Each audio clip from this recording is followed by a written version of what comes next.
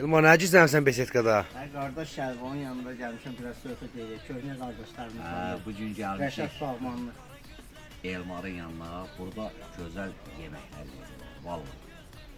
Gəlib bizə qismət. Dağıtsanız bilərsəniz ki, yəni ağzınızın dadını burada bilərsiniz. Bura aşırı. Qurutdan Mərkəz klinikadan atacağına yuxarıda qardaş. Mərkəzi klinikadan Ağzın dadını bilmək istəyən hara gəlsin? Dövmə verdilər bizə. İndi aşırı dalın eşində mərkəz. gəlir. Dövmə verdilər pomidorun içində, sütü, yumurtalı zatı. Ləzzətli, gözəl bir şey.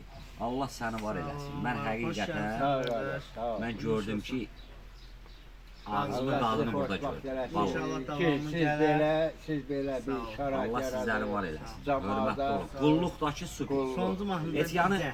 çağırmaq lazımdır. Ay uçan quşlar, siz qanat salın. Yar gələn yolda, əsl mahnımda qara gözdün mənim, gülər üzdün mənim, heyranam sənə. Gəlin dostlar, bax bura. Aşuraya yeyranda ha. Bura hamı gəlir.